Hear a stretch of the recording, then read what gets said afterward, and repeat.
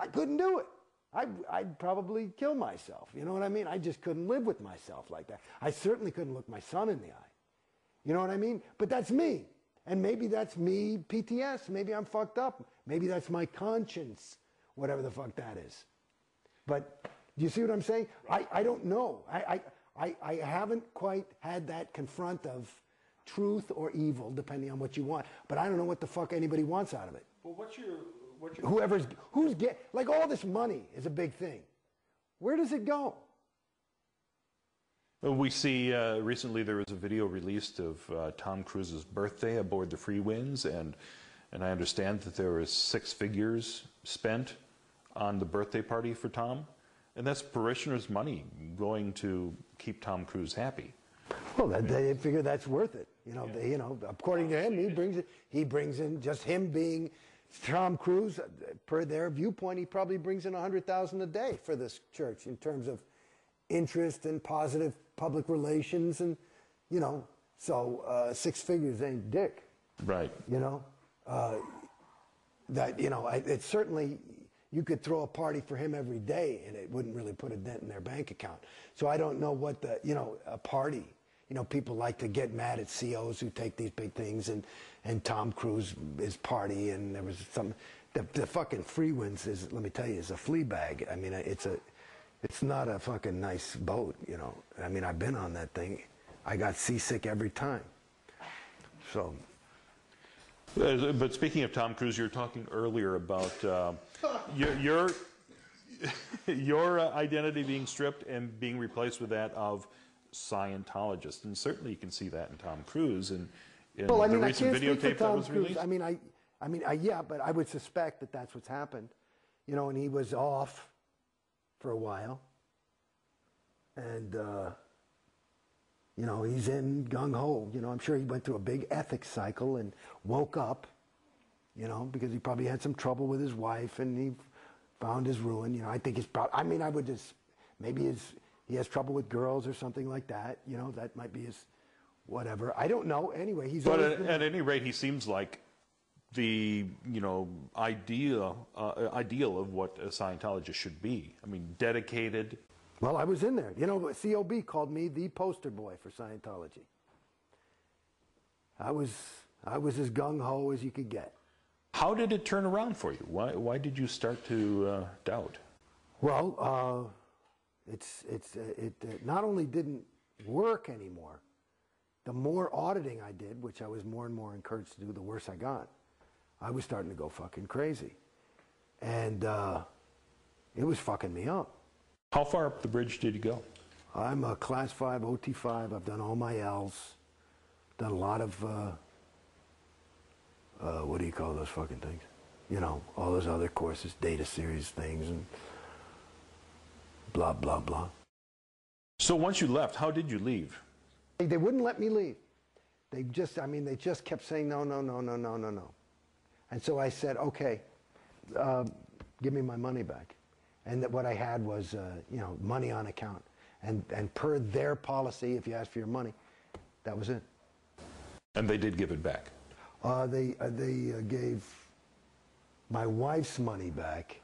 They offered to give me my money back. And I'm still in they want me to sign a piece of paper that says that I have no further claim against them. And I told them I can't do that because I feel I do. And I just said, I don't have the time or the money to get into a legal battle. Even let's say $1 million they probably owe me, conservatively. And in this country, you could do pain and suffering. Maybe I could get a couple extra bucks. I just don't. It's tough to litigate Scientology. Yeah, but I'm not going to sign some paper that says I don't. I just couldn't. It's just my own integrity. I couldn't, I couldn't say that. So what's happened since you left Scientology? I was talking to your wife a little bit earlier, and she was talking about how, the friends cut off from her who, those who were still in Scientology. Yeah, well, Jesus. I got a little son, too. And he was in a little Scientology school. And he was 4 at the time. And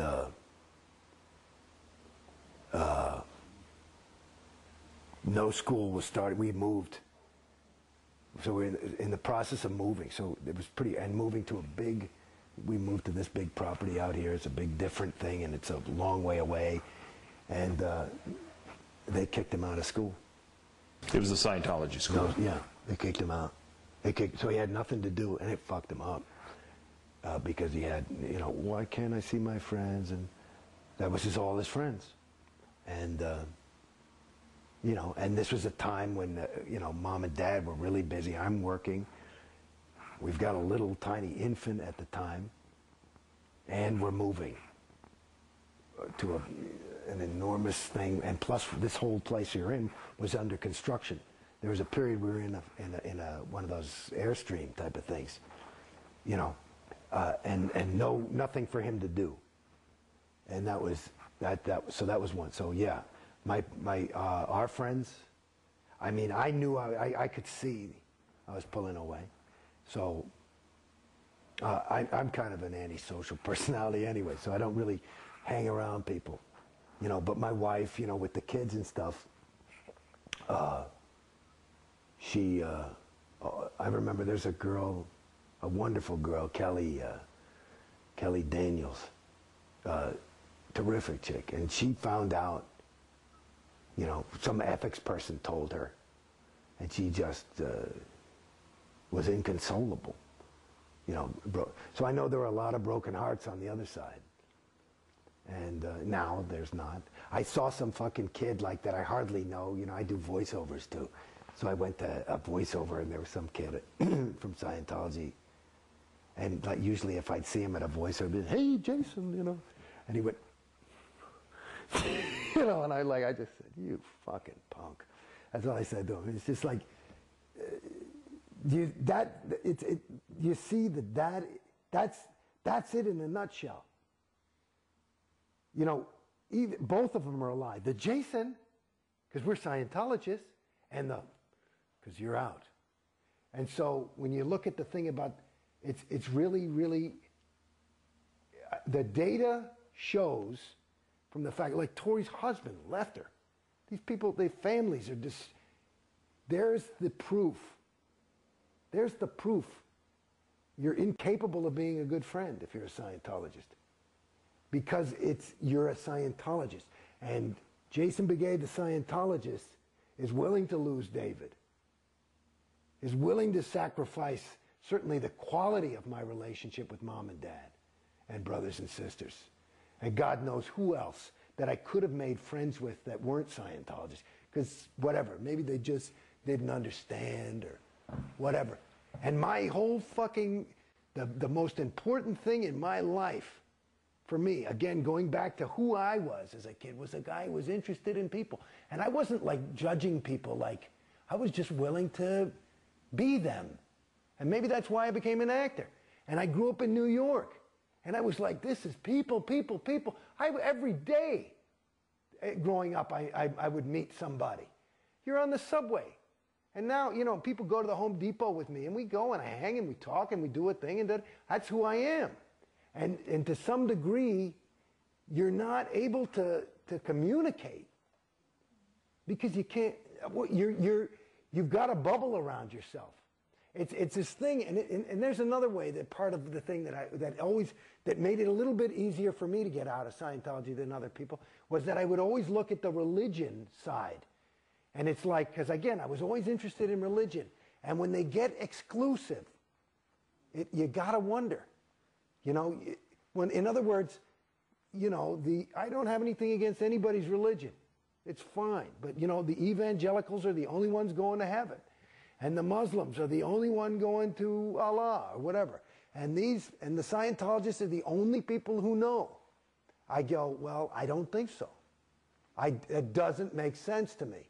You know, and there's an interesting story. Like one of the things that, like they said that, like one of the things that took the biggest hits on religion in this century was it fucked up a lot of people. You know, World War I was a vicious, awful war, different than